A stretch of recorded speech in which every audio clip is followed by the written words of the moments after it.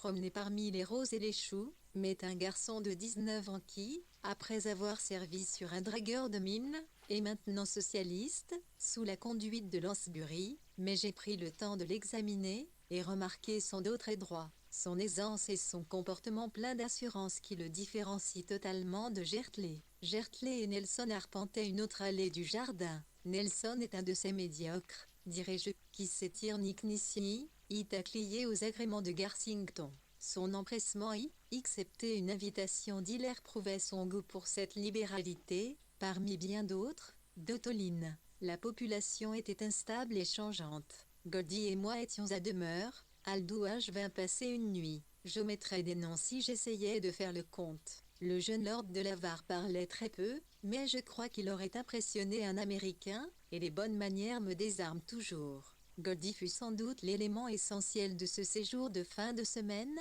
autrement dit, c'est lui qui dut payer de sa personne le dimanche matin et au repas, restait assis 3 heures sur un siège durant compagnie d'Otoline et moi-même. Plus Philippe parfois, Gertley à l'occasion et Aldo par moment, représentait une épreuve, mais nous la surmontâmes tout fort bien. Pas une fois je n'ai trouvé le temps long. Lorsque Philippe suggérait d'aller voir les cochons, j'y étais toute disposée, mais sans plus. Je crois que nous avons discuté très prudemment de Roger, de Forster, de Bob, Aude travaillait à sa broderie, un couvre-lit pour Philippe, elle perdit une fois son aiguille et se mit à 4 pattes derrière la banquette, tandis que Goldie et moi poursuivions notre conversation. Cela me parut symboliser sa modeste position. Tant que les gens parlent, elle n'a guère envie d'intervenir, elle écoute, surtout si l'on discute le caractère de quelqu'un. Elle a déversé dans le sein de Goldie le fameux grief Picasso, je n'eus droit qu'à des lamentations et des soupirs pour ma part.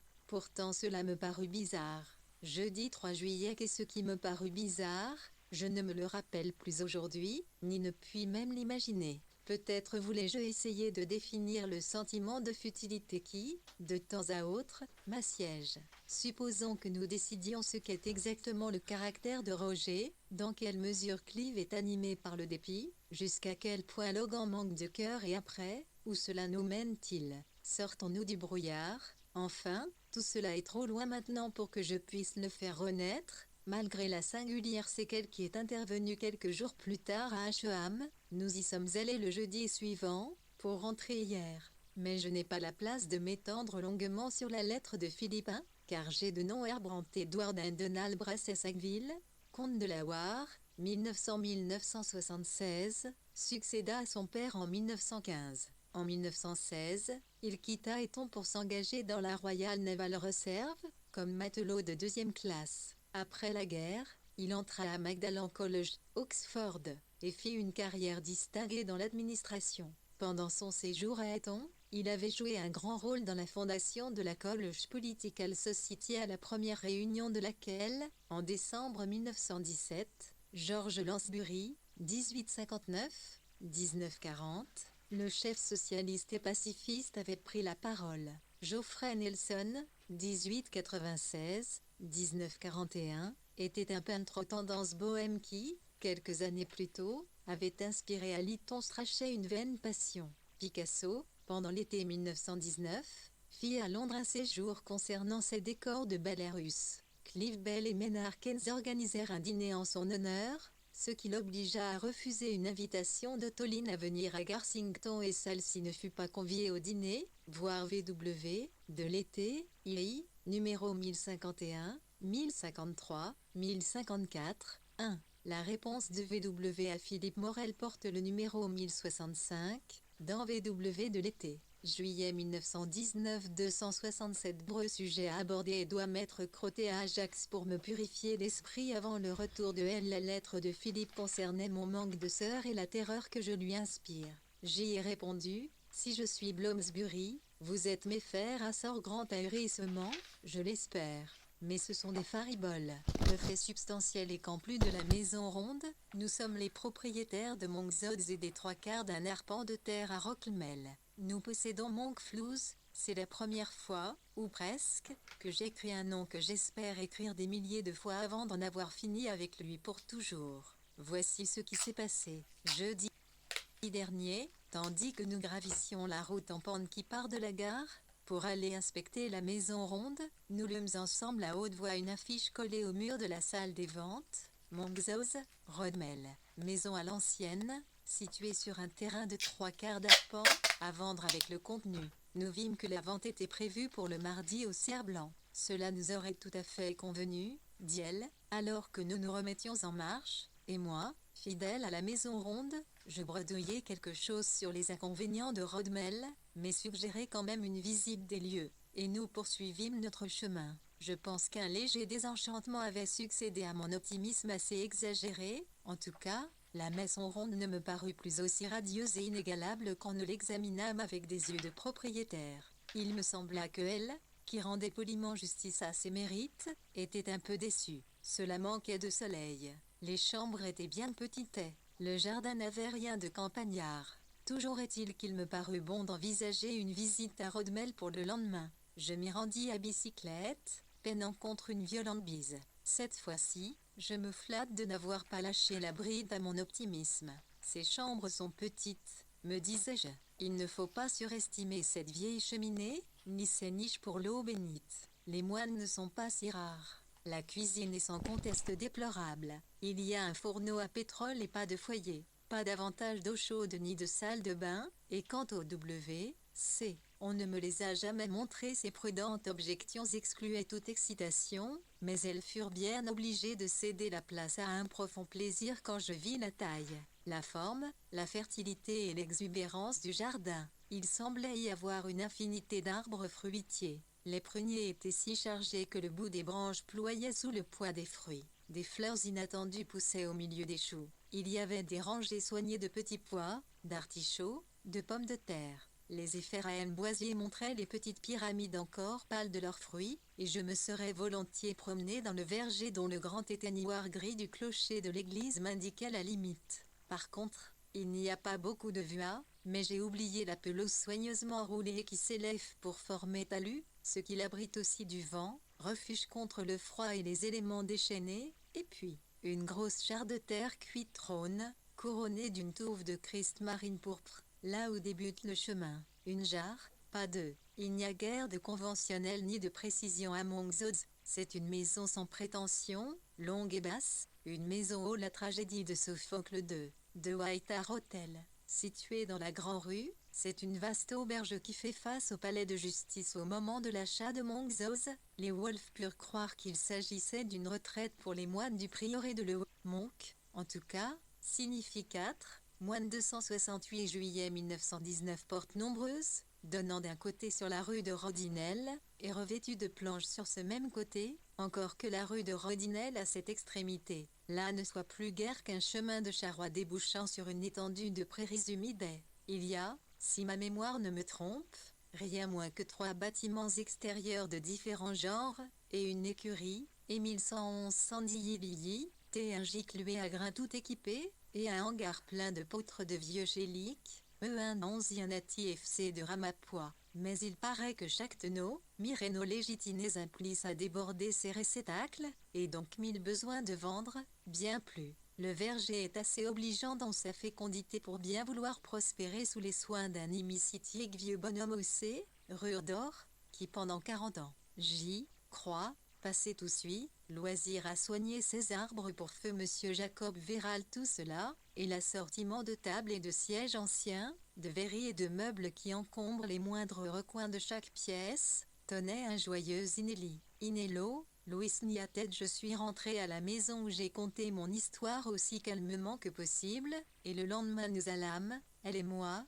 inspecter soigneusement les lieux. Elle fut beaucoup plus séduite qu'il ne s'y attendait. La vérité est qu'il a tout pour faire un amoureux passionné de ce jardin, et je m'accommoderais très bien, moi aussi, de vagabonder sur les collines de Telscombe par beau temps, ou d'arpenter le sentier et la pelouse partant couvert et quand le vent soufflera. Bref, sur le chemin du retour, nous décidâmes d'acheter si possible, et puis de vendre la maison ronde, ce que nous estimions faisable. Nous fixâmes notre limite à 800 livres, ce qui, d'après Louis Cherlet, nous donnait une bonne chance de l'emporter. La vente eut lieu le mardi. Je crois qu'il est rare que dans ma vie un espace de 5 minutes ait regorgé d'autant de sensations. Suivre le déroulement des enchères, n'était-ce pas pour moi, en quelque sorte, Attendre le résultat d'une opération, j'examinais tous les visages, et surtout chaque costume et chaque jupe, à la recherche de signes d'opulence, et furent gaillardi de n'en découvrir aucun. Oui, mais,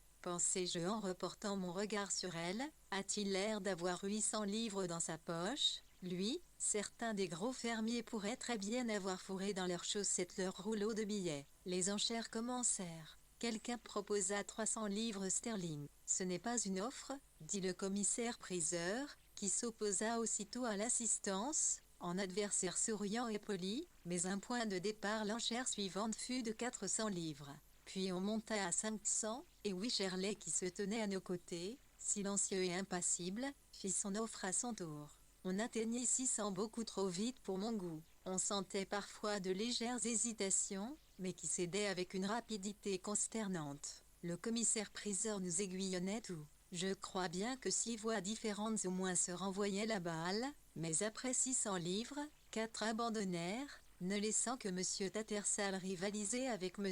Wycherley. On se vit accorder la faculté d'enchérir par 20 livres, puis par 10, puis par 5, alors même que les 700 livres n'étaient pas atteintes, de sorte que notre victoire parut presque certaine. À 700, il y eut une pause, le commissaire-priseur brandit son marteau, d'un geste très lent, le tint en suspens un long moment, et puis, insistant, lançant des encouragements, il l'abaissa lentement vers la table. Voyons, monsieur Tattersall, encore une offre, cela ne vous sera plus possible une fois que j'aurai frappé la table 10 livres 5 livres?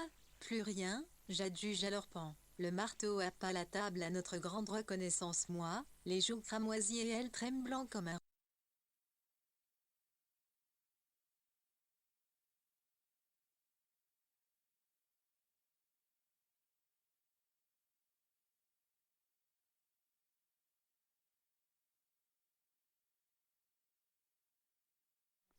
Bien entendu, nous n'avons pas vu le défilé, nous avons simplement constaté la frange de détritus sur le parcours. La pluie n'est pas gelou, de l'adjectif latin bagur juillet 1919. La fête fut officiellement célébrée dans toute la Grande-Bretagne par des cortèges de chœurs, feux d'artifice, etc. Les cérémonies furent gâchées par une...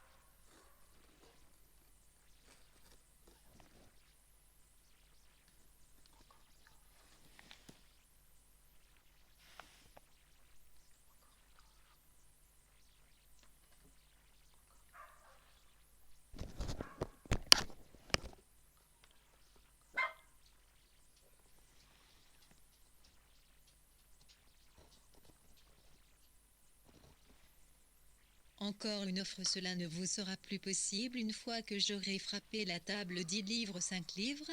Plus rien, j'adjuge alors pan. Le marteau happa la table à notre grande reconnaissance, moi, les joues cramoisies et elle tremblant comme un roseau, adjugé à monsieur Wycherley. Nous ne nous attardâmes pas 269, nous sortîmes pour nous retrouver dans la grande rue, où nous faillîmes bien nous quereller au sujet du lieu exact de la maison de Roger. Mardi et juillet toujours est-il que nous partîmes, elle pour Asselien et moi pour Charleston, où je trouvai Ménard et une conversation très animée. Ménard déclare avoir perdu ses illusions, autrement dit, il ne croit plus à la stabilité des choses qu'il aime. Eton est condamné, les classes dirigeantes, Imbrécigeau aussi, peut-être. Ces conclusions lui furent imposées par le spectacle lamentable et dégradant du Congrès de la paix, où les hommes œuvrèrent sans honte, non pour l'Europe, ni même pour l'Angleterre, ni pour le retour au Parlement lors des prochaines élections. Non qu'ils fussent entièrement corrompus, ils eurent des sursauts de bonne volonté, mais un sort sembla dès le début s'être emparé de toute l'affaire,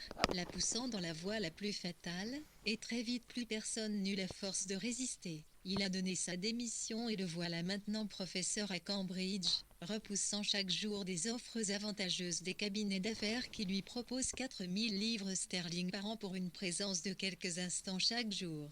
Nous sommes tous rentrés à Londres de bonne heure le lendemain matin, Nessa devant voir un certain monsieur Colmelet au sujet des études de Julien. Nous passâmes un joyeux après-midi au ballet, pour regagner ensuite Gordon Square dans une sorte de scintillement irréel, comme toujours après la campagne et en compagnie de Nessa. Vendredi 4, je suis allé prendre le thé chez Catherine, puisque je commence à sentir que mes visites sont comptées, et jusqu'à quel point strictement comptées, je ne sais, mais une fois qu'elle sera à l'étranger, qu'est-ce qui la fera revenir, mûrie, le pauvre, pâle et triste comme à l'ordinaire, car de nouveau cas sort à peine d'un séjour au lit. Le temps, bien entendu, se dédommage maintenant d'une saison de générosité. Nous allumons du feu tous les soirs, mais le ciel grisâtre est pire que le froid, il vous donne l'impression que toute votre vie se déroule dans l'ombre. Samedi nous avons vu les chevaux du concours hippique et j'ai aperçu la pauvre vieille effigie de la reine Alexandre,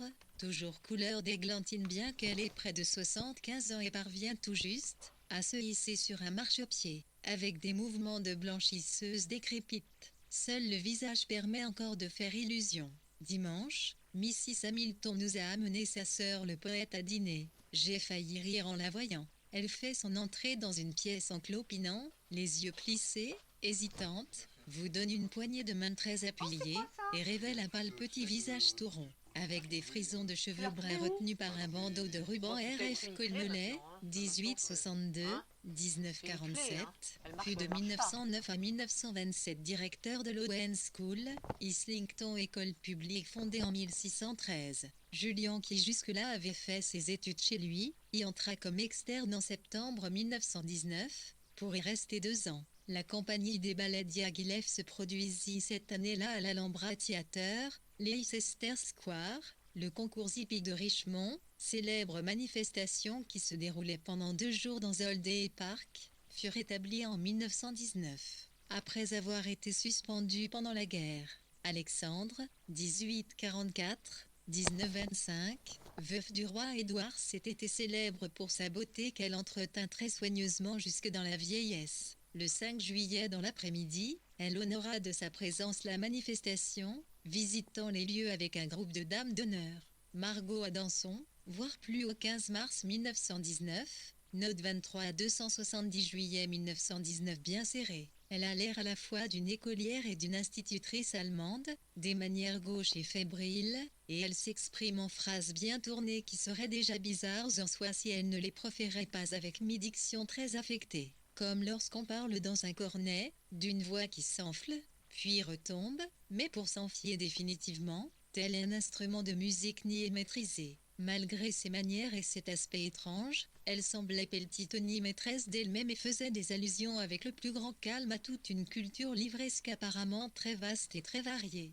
Comme le dit Nietzsche pour citer Dostoïevski ou d'après les néo-cartésiens. C'est-elle à ses interventions dans la conversation, qui se produisait en dehors de tout motif et pour ainsi dire d'elle-même, spontanément. Je ne ressens pour ma part aucun doute quant à la nature du bien, et en fait, n'en ai jamais ressenti le moindre à cet égard. Cela fut lancé à beau portant, alors que la conversation ne se rapportait à rien de ce genre. Pourtant on ne pouvait la trouver antipathique ni voir en elle une poseuse d'une espèce très virulente. Je la soupçonne d'être le prodige de la famille, nourrie de livres et qui a vécu jusque-là dans une cave sombre au point que, telle une créature privée de lumière, son âme a pris un teint complètement blanc. Elle a un esprit albinos. Qu'adviendra-t-il d'elle? Je ne pense pas qu'elle soit poète. Je la vois comme un de ces prodiges qui se satisfont de passer toute leur vie dans un village campagnard, absorbés de l'érudition et ont leur cercle de correspondants. Elle doit écrire des lettres prodigieuses. Molly l'observait avec le plus étrange mélange d'orgueil et de gêne. Que pensions-nous d'elle? nous rendions-nous compte que ses manières et ses opinions n'étaient que superficielles? Ne voyons-nous pas quelle remarquable réussite elle représentait? N'était-il pas possible de nous le faire voir à force d'allusions et de questions habilement posées? Peut-être. Margot étudie les religions comparées. Margot a passé toute sa vie à faire semblant d'être un moine ou rebrois. Nous hésitons maintenant à demander à lire ses poèmes. Jeudi et 10 juillet, je m'aperçois que j'ai oublié plusieurs personnes. Entre autres Arundel Del Rey, l'incomparable jeune homme de Logan, qui se dévoue à la cause des beaux livres et se propose de tenir boutique à Chelsea pour les faire connaître. Il entend non seulement vendre le meilleur choix, mais relier, mais imprimer, et fournir une salle où les amoureux du livre pourront aimer les livres.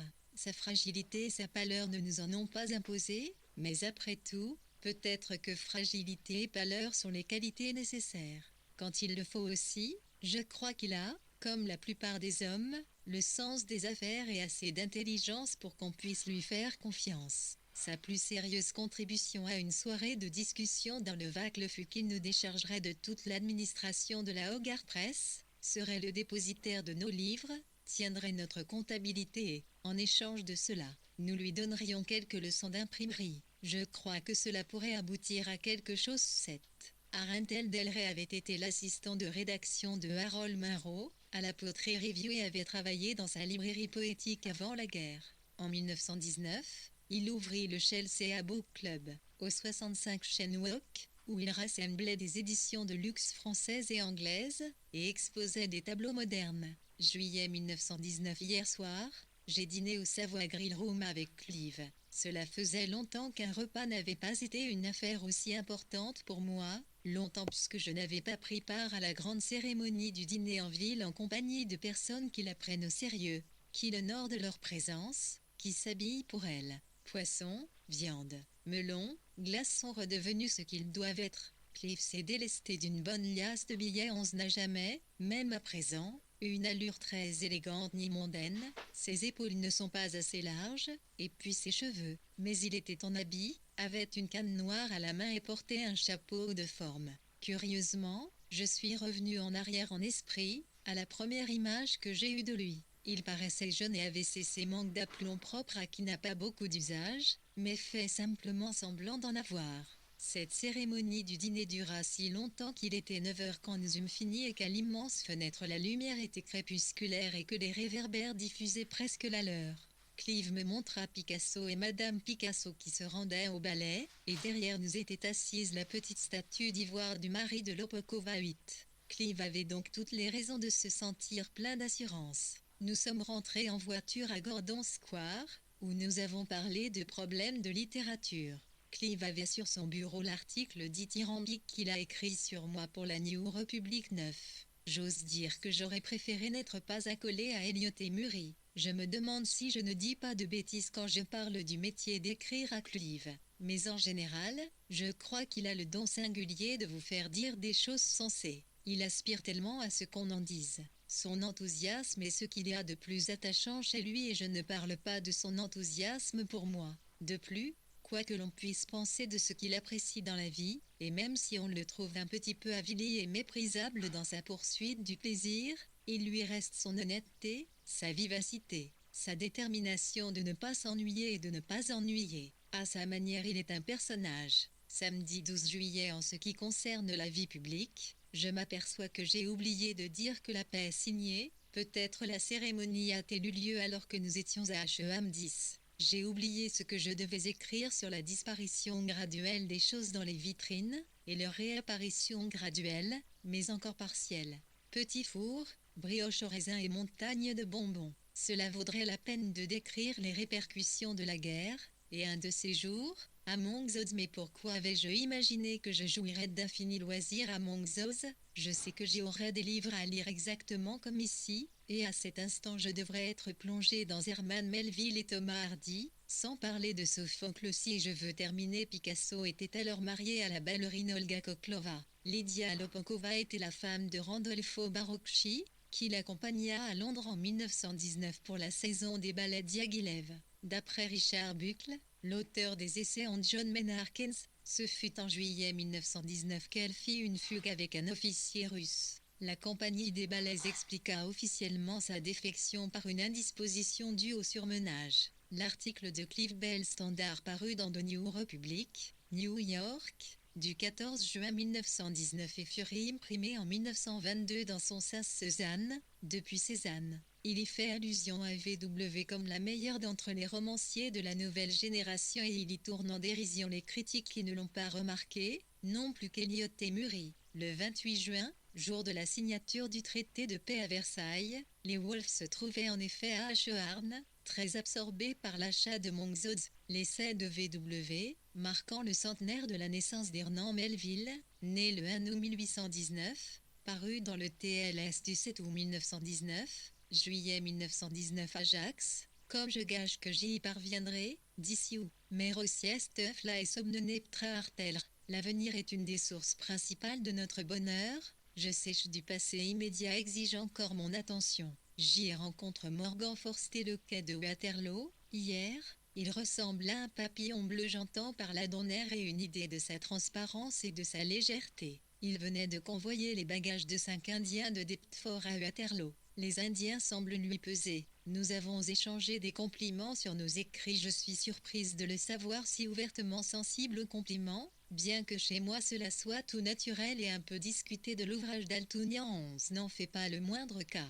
Pas de forme, pas de caractère, aucun des personnages ne ressort. J'aime beaucoup Forster, tout en le trouvant fantasque et vagueleux à un point qui m'effraie, moi qui suis si lourde et fixée. Puis j'ai acheté mon paquet de café et suis montée voir Catherine, avec laquelle j'ai passé une heure très agréable. Je l'aime vraiment de plus en plus, que nous avons atteint une sorte de base durable. Suis rentrée à la maison pour payer un dîner qui réunissait les deux Altounian, Ernest et Nora, Carrington, Mal, et puis Herbert Wolf après le dîner. Ce pauvre écervelé de A s'est montré sous son plus mauvais jour en discutant de son roman, ce qu'il fait non seulement avec passion, mais avec une suffisance qui serait irritante si son absurdité ne sautait aux yeux de 13. Il ne se tracasse que pour le plus ou moins grand nombre de personnes qui seront capables de le comprendre. Des qualités même de son livre, il ne doute pas, et lorsque j'ai laborieusement tenté de les cerner, il a coupé court à mes considérations.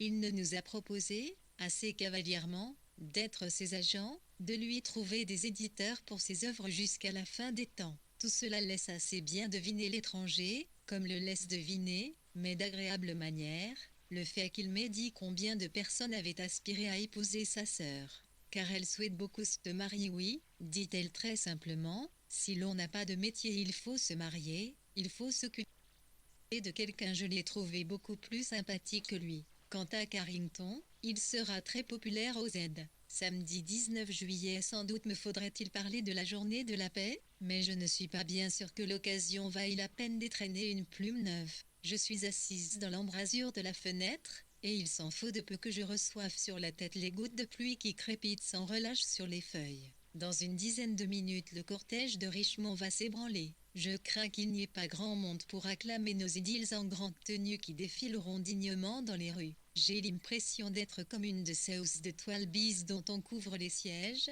d'être restée à la maison quand tout le monde est à la campagne. Je me sens abandonnée, poussiéreuse, désenchantée. Bien entendu, nous n'avons pas vu le défilé, nous avons simplement constaté la frange de détritus sur le parcours. La pluie n'est vaguelou, de l'adjectif latin vaguelu, vagabond, errant. Altounian ne publia jamais de roman, voire plus au 22 mai, note 14. Noel Lewis Carrington, né en 1894, frère cadet de Dora Carrington, après avoir servi 4 ans dans le régiment du Wiltshire, retourna à l'université d'Oxford, puis entra à la Oxford University Press, qu'il représenta en Inde de 1919 à 1923. Le 19 juillet 1919, la paix fut officiellement célébrée dans toute la Grande-Bretagne par des cortèges des chœurs, feux d'artifice, etc. Les cérémonies furent gâchées par une pluie qui tomba sans discontinuer presque toute la journée.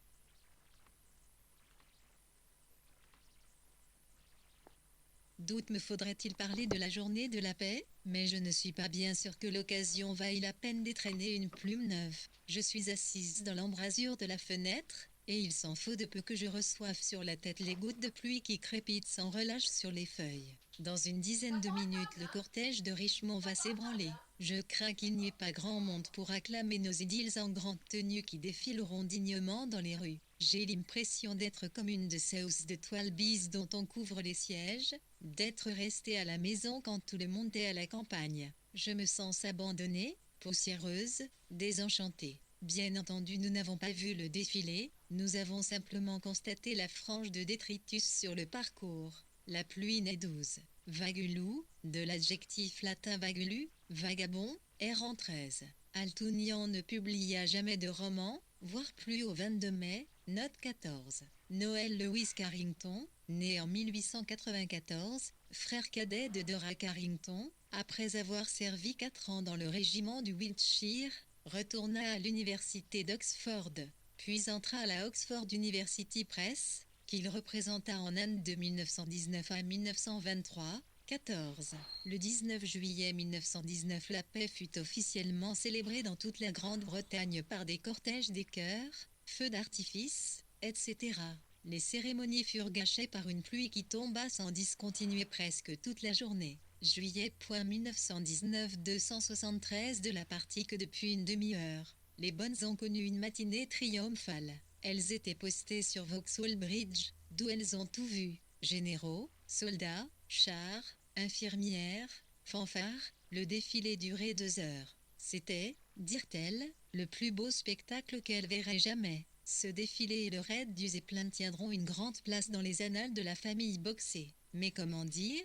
Il semble que c'est un festival pour doniastiques, un moyen de tranquilliser le peuple, de se le concilier et maintenant voilà que la pluie est sans mêler, peut-être faudra-t-il organiser quelque autre réjouissance pour compenser. C'est là, je crois, le motif de la mélancolie, ils sont dans ces cérémonies de la paix quelque chose de calculé, de politique, d'insincère. De plus, il n'y a ni beauté ni spontanéité dans leur déroulement. Peu de drapeaux. Nous avons ceux que les bonnes, par snobisme, je crois, et pour nous dérouter, ont tenu à acheter. Hier à Londres, comme toujours en ces occasions, une masse poisseuse, épaisse de gens somnolents, engourdis comme les abeilles d'un essaim trempé, se rassemblait sur Trafalgar Square et oscillait en tous sens sur les trottoirs environnants. La seule jolie chose qui se soit offerte à ma vue tenait beaucoup plus à un petit souffle de vent qu'à une réussite de la décoration. De longues banderoles fourchues, fixées tout en haut de la colonne Nelson,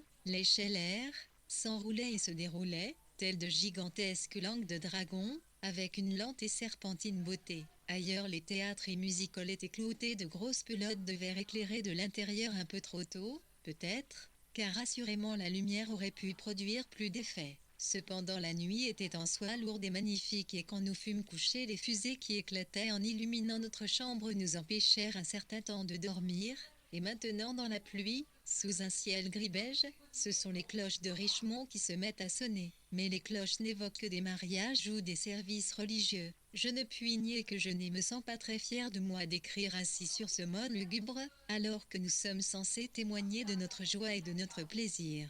Ainsi, aux anniversaires, si pour quelque raison les choses avaient mal tourné dans la salle des enfants, on mettait un point d'honneur à n'en rien montrer. Des années plus tard, on pouvait avouer que cela nous avait paru un affreux mensonge. Et si, dans quelques années, ces dociles troupeaux reconnaissent qu'eux aussi ont fait semblant et qu'on ne les y reprendra plus, ma foi, m'en sentirai-je plus joyeuse ? Je crois que le dîner du club 1917 et le discours de Mrs. Besant ont achevé de nous désabusés à supposer qu'il nous resta quelques illusions. Hobson s'est montré sardonique. Elle, vieille d'Arne à la forte carrure, aux traits moroses, à la tête volumineuse sous d'épaisses boucles blanches, commença par comparer Londres illuminé et en fait à Lahore. Et puis elle s'en prit violemment à nous et dénonça les brutalités que nous infligions à l'Inde. Et disant eux et nous, elle s'identifiait manifestement à eux. Mais je n'ai pas l'impression qu'elle ait très bien présenté son cas, même si en apparence elle était convaincante et si le club a applaudi et approuvé.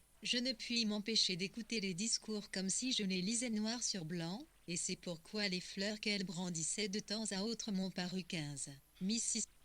Sani Bezan, 1847-1933, qui, après avoir répudié le christianisme orthodoxe et s'être, en compagnie de son mari, clergyman, rallié à la théosophie, en passant par le néo-malthusianisme et le socialisme fabien, fut présidente de la Société de théosophie de 1907 à sa mort. À partir de 1895, elle choisit l'Inde pour théâtre de ses activités. En 1918, elle fut même élue présidente de l'Indian National Congress, pour se voir ensuite préférer Gandhi. Elle dînait au club 1917 était donné en son honneur. 274 juillet 1919 terriblement artificiel. Je suis de plus en plus persuadé que les seuls gens honnêtes sont les artistes et que les réformateurs sociaux et philanthropes se laissent entraîner si loin et nourrissent des desseins si peu honorables, sous le couvert d'aimer leur prochain.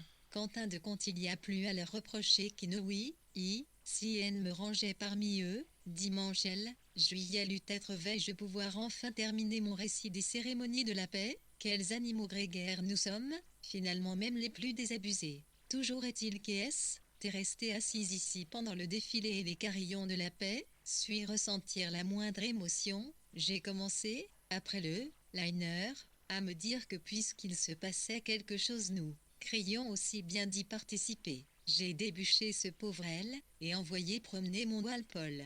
Après avoir illuminé une rangée de lumignon, voyant, alors qu'il allait être 10 heures, que la pluie avait cessé, nous sortîmes. Depuis un certain temps déjà des explosions laissaient présager des feux d'artifice. Les portes de la taverne du coin étaient ouvertes et la salle bondée. Des couples valsaient, on entendait brailler des chansons, mais les voix défaillaient, comme s'il fallait nécessairement être ivre pour chanter. Une troupe de gamins portant des lampions paradait sur le gréement, ponctuant leur marche avec des bâtons. Peu de boutiques s'étaient permis le luxe d'un éclairage électrique. Des hommes à moitié ivres soutenaient une femme du monde ivre morte. Nous suivîmes un petit flot de gens qui gravissaient la colline. Les illuminations cessaient, ou presque, à mi-chemin, mais nous continuâmes jusqu'à la terrasse, et là nous vîmes quelque chose, mais pas grand-chose à vrai dire, car l'humidité contrariait l'action des poudres chimiques. Des boules rouges, vertes, jaunes, bleues s'élevaient lentement dans les airs, éclataient, s'épanouissaient en un ovale de lumière qui retombait en grains minuscules, et expirait. Il y avait des halos de lumières en divers points de l'horizon. Les fusées qui s'élançaient au-dessus de la Tamise, parmi les arbres, étaient belles et jetaient une étrange clarté sur les visages de la foule. Mais naturellement un brouillard gris étouffait tout et atténuait l'éclat des feux. Et quel triste spectacle offraient les grands invalides de guerre allongés sur leur lit au Star and Garter 17 nous tournant le dos et fumant des cigarettes en attendant que ce vacarme cesse. Nous étions des enfants qu'il fallait amuser. À 11 heures nous sommes donc rentrés à la maison et, de mon bureau, j'ai vu Aline qui faisait de son mieux pour s'amuser, et précisément une boule de feu monta si haut qu'elle l'a pris pour une étoile, alors qu'aucune étoile n'était visible. Aujourd'hui la pluie est telle qu'il ne fait aucun doute que ce qui reste des réjouissances sera complètement noyé. Jeudi 24 juillet la paix est bien terminée en tout cas, même si ces pauvres bonnes qui se bercent d'illusions passent la journée sur un bus pour voir les décorations. J'avais raison, c'est 16. VW avait à rendre compte des 2 volumes du supplément de l'été au Fort Walpole, annoté par Paget Wenbe, 1918. Son article paru dans le TLS du 31 juillet 1919, 17. Le Star and Garter pour les soldats et les marins totalement invalides remplaçait le Star and Gart Hotel démoli en 1915 au sommet de la colline de Richmond 18. CL Caratl, 5. Les Wolves quittèrent H.E.M. pour Monxhouse, Rodmel le 3 septembre 1919. VW ne tint aucun journal entre le 25 juillet à Hogarth et le 7 septembre à Yves Longzod, mais, grâce au journal de LW, nous savons que le samedi 26 juillet James Strachey et les Stowe vinrent reprendre le thé et que le lendemain les Wolf allèrent prendre le thé chez les Uri à Hampstead. Le mardi 29 juillet ils se rendirent à H.E.M. où ils passèrent 10 jours seuls. Hop Minimum les arriva le vendredi 8 août pour la fin de semaine, et il y eut beaucoup d'allées et venues entre H.E.M. et Charleston, où Clive et Vanessa Bell, Duncan Grand et Théaïn Harkins se trouvaient tout. Le jeudi 14 août les Wolf assistèrent à la vente du contenu de Monxhouse. Pernell Strachey et Monsieur Forster séjournèrent à H.E.M. du 22 au 25 août. Un dîner avec Clive et Vanessa, Duncan, Roger Free, Mary Hutchison et Mena Harkins comme invités supplémentaires eut lieu le dimanche 24. V1, V écrivit les notes du 7 septembre au 1er octobre inclusivement, dans le cahier VII, dont la page de titre porte Monxod's Roadmail 7 septembre 1919-18. Horace Walpole, dans une lettre datée du 27 juin 1771, adressée à la comtesse Dupé-Ossory, s'explique sur le traitement qu'il infligeait à ses visiteurs. Je suis obligé de m'en tenir autant que possible au principe de 4 visiteurs, mes voisins voulant m'amener toute leur connaissance et le prenant mal si j'accueille les uns et repousse les autres. Voir les Horace Walpole 1903-1904. VII. 274 juillet 919. Terriblement artificiel. Je suis de plus en plus persuadé que les seuls gens honnêtes sont les artistes et que les réformateurs sociaux si philanthropes se laissent entraîner si loin et nourrissent des desseins si peu honorables, sous le couvert d'aimer leur prochain, quand l'un de compte il y a plus à leur reprocher qu'à nous. Oui, et si l'on me rangeait parmi eux, dimanche de haut, billet peut-être vais-je pouvoir enfin terminer mon récit des cérémonies de la paix. Quels animaux grégaires nous sommes, finalement inaigneux les plus désabusés. Toujours est-il qu'après être restés assis ici pendant le défilé et les carillons de la paix, sans ressentir la moindre émotion, j'ai commencé, après le dîner, à me dire que puisqu'il se passait quelque chose nous ferions aussi bien d'y participer. J'ai débuché ce pauvre aile et envoyé promener mon Walpole. Après avoir allumé une rangée de lumignon, voyant, alors qu'il allait être 10 heures, que la pluie avait cessé, nous sortîmes. Depuis un certain temps déjà des explosions laissaient présager des feux d'artifice. Les portes de la taverne du coin étaient ouvertes et la salle bondée. Des couples valsaient, on entendait brailler des chansons, mais les voix défaillaient, comme s'il fallait nécessairement être ivre pour chanter. Une troupe de gamins portant des lampions paradait sur le gréement, ponctuant leur marche avec des bâtons. Peu de boutiques s'étaient permis le luxe d'un éclairage électrique. Des hommes à moitié ivres soutenaient une femme du monde ivre morte. Nous suivîmes un petit flot de gens qui gravissaient la colline. Les illuminations cessaient, ou presque, à mi-chemin, mais nous continuâmes jusqu'à la terrasse, et là nous vîmes quelque chose, mais pas grand-chose à vrai dire, car l'humidité contrariait l'action des poudres chimiques. Des boules rouges, vertes, jaunes, bleues s'élevaient lentement dans les airs, éclataient, s'épanouissaient en un ovale de lumière qui retombait en grains minuscules, et expirait. Il y avait des halos de lumières en divers points de l'horizon.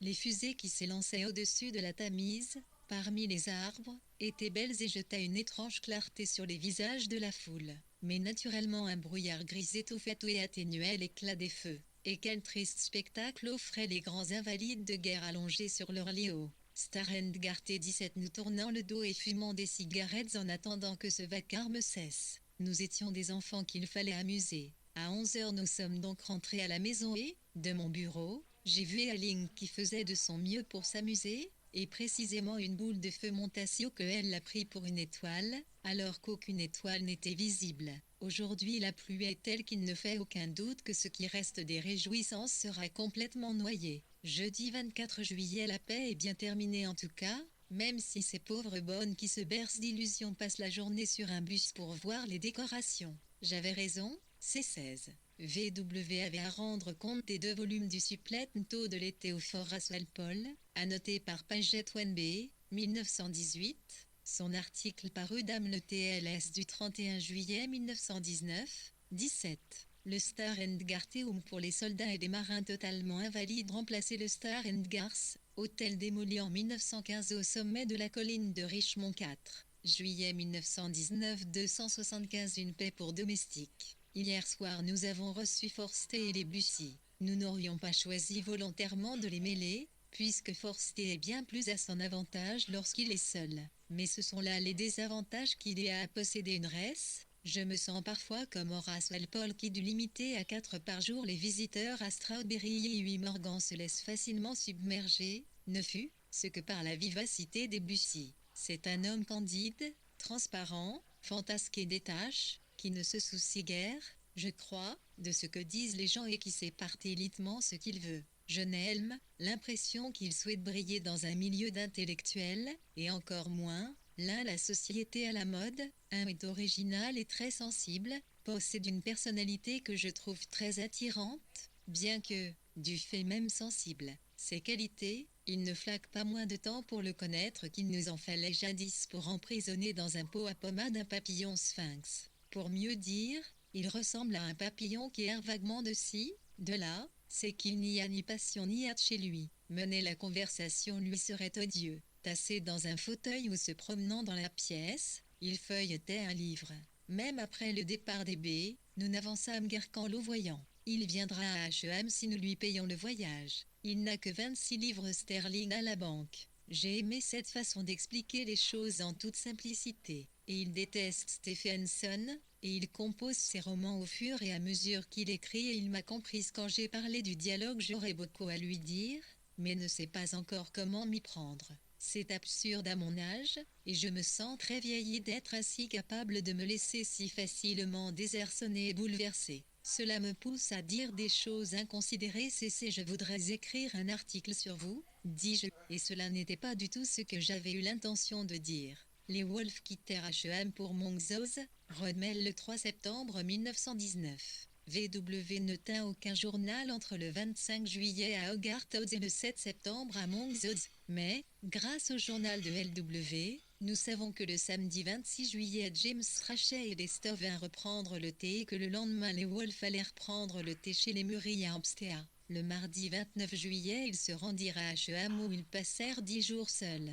Hopmere les arriva le vendredi 8 à pour la fin de semaine, et il y eut beaucoup d'allées et venues entre H&M et Charleston, où Clive et Vanessa Bell, Duncan Grant et Maynard Keynes se trouvaient tout. Le jeudi 14 août les Wolves assistèrent à la vente du contenu de Monkfloos. Pernell Strachey et Monsieur Forster séjournèrent à H&M du 22 au 25 août.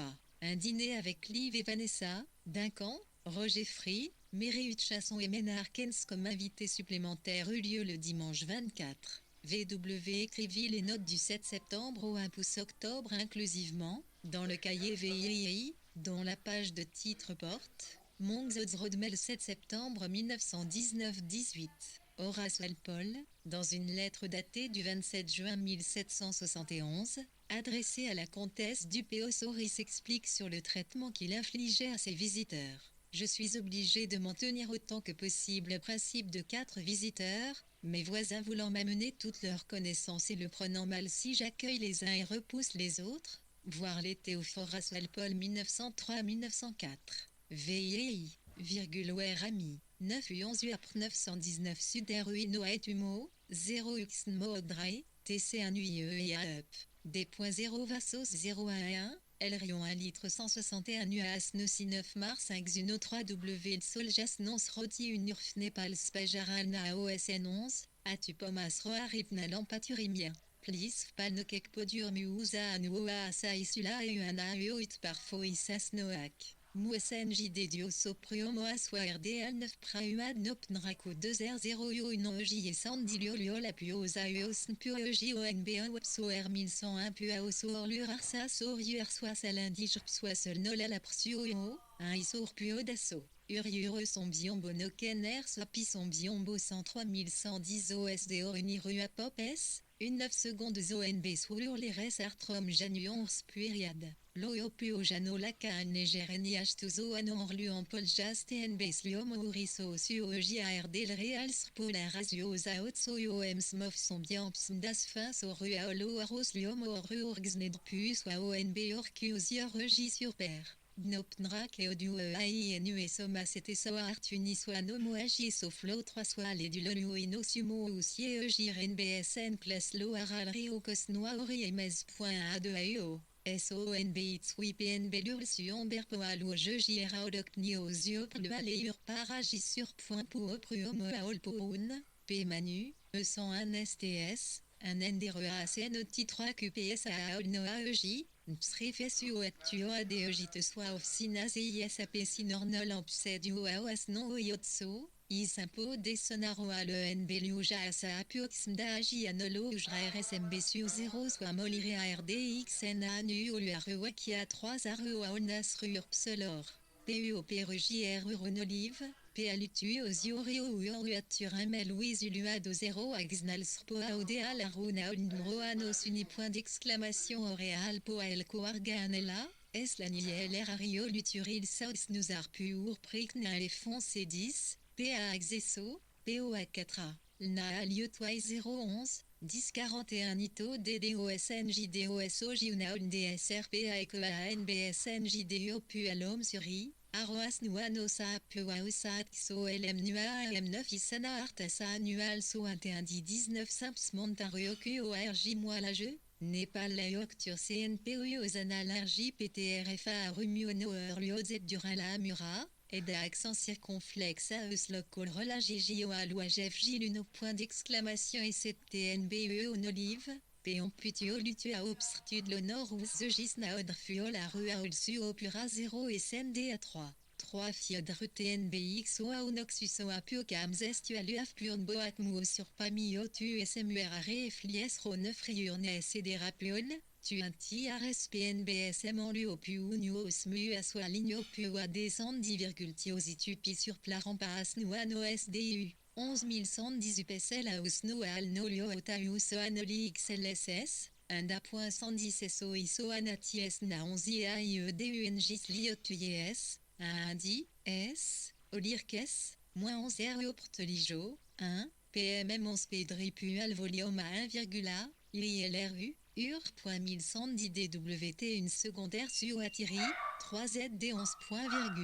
Oljaputoroa Semuron JDADIS, I, 1 I, 1 sur IS.1, 11 I, 1, Agis sur Pauut Openbet DR, 110 U1 Nitimil, Q, 111 TLOS 1.1 Intutlp, Jinliol, J, 11111, 1110 secondes sous l'OCIT, ITLV 111 01,11, 1 111 111 ou 111. Déluange 5111 T et 100 ACL, 1111 secondes, 111 bits par seconde, 11101.1, 11 SBD SDL LNO ATM SO, I, MU, on le cite l'IOS 111.1, L, 1, PLED, on le 111 1,slino JD, page 1, D, 1, RANB ILUT LAIAKA, 4, 11,31, 101 VOLUI, l'UI1 pur 1.1.1S, 11,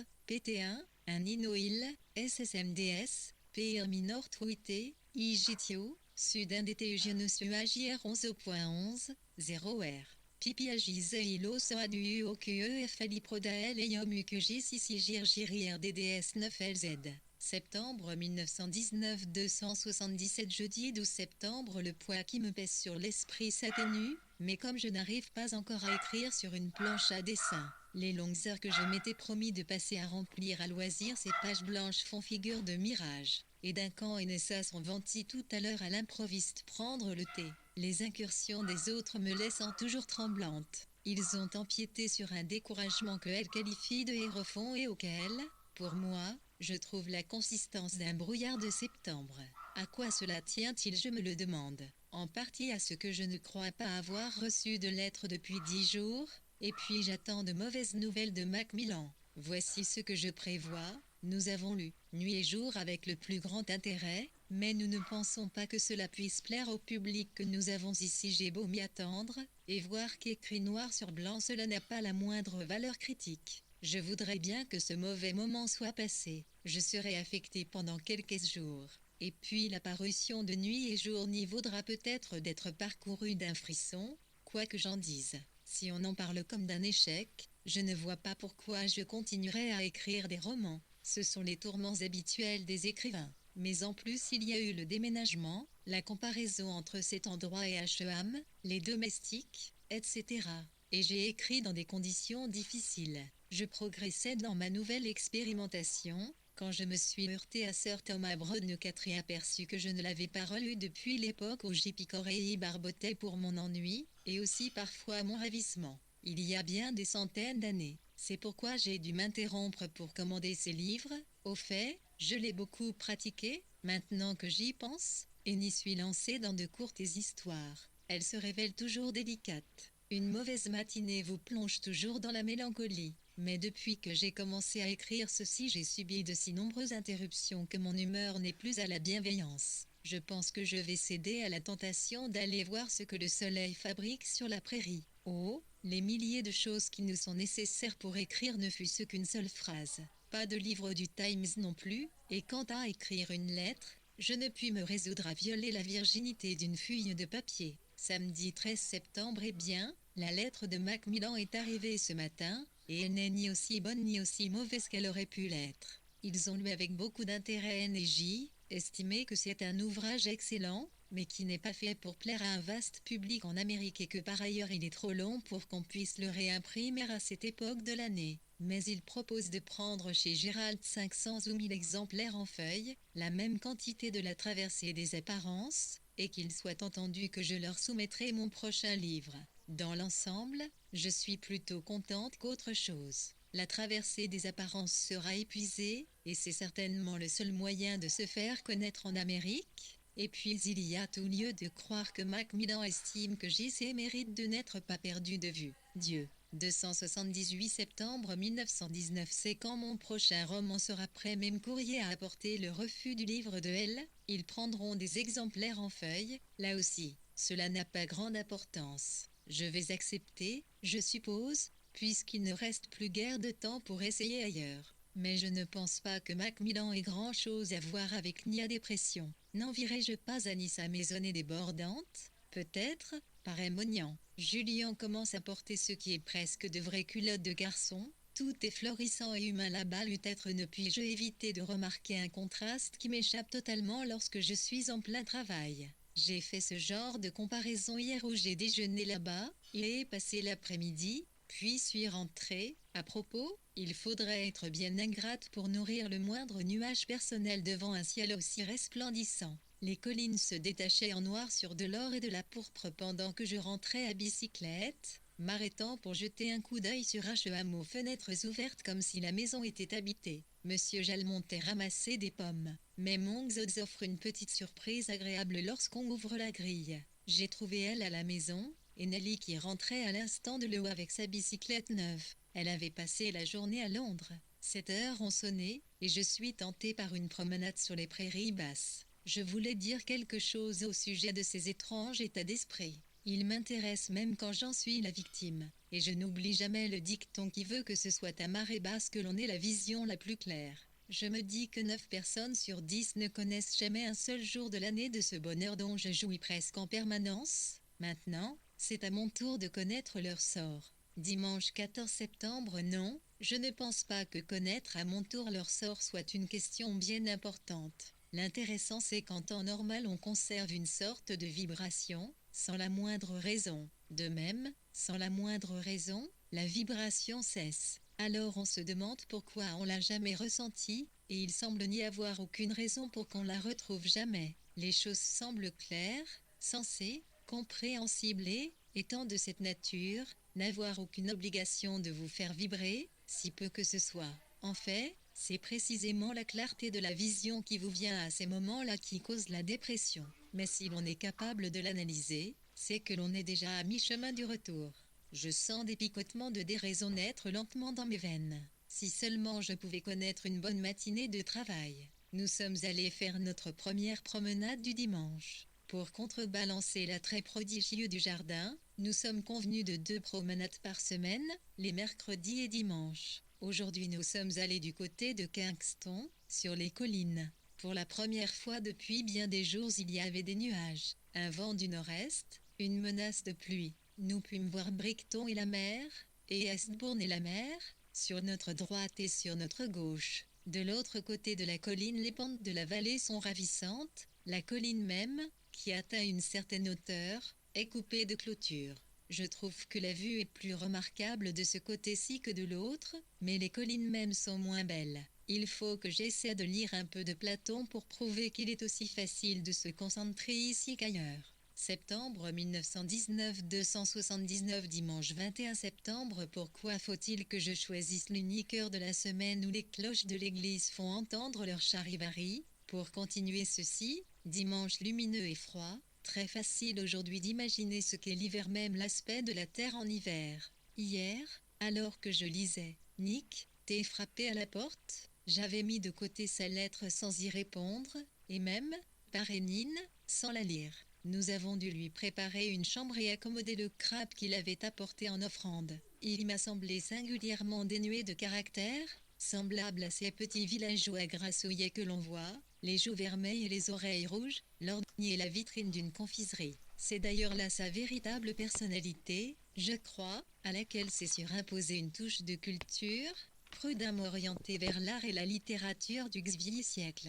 Thomas Gray savait écrire des lettres de la campagne, lui des lettres très spirituelles, très intéressantes. Avez-vous jamais lu Thomas Gray puis Jane Austen entre en scène? C'est sa grande favorite. Quant aux pommes et aux poires qui sont sa partie maintenant, ses connaissances restent limitées 5. Ou peut-être est-ce dû au seul ingrat de son cerveau si le vocabulaire souffre de pauvreté et si les idées semblent ramper. Levant les yeux, j'ai vu son visage à côté de celui de elle. On aurait cru à des spécimens de races différentes, ou très loin d'être au même stade de développement. Là, pourrait dire le professeur, en pointant sa baguette vernique, vous avez l'homme primitif, l'homme incapable encore de concentration et de prévoyance. Tandis que là, enfin, ses remarques sur elle seraient très élogieuses. Malgré ce méchant coup de plume, j'aime assez Nick pour avoir été heureuse de le voir.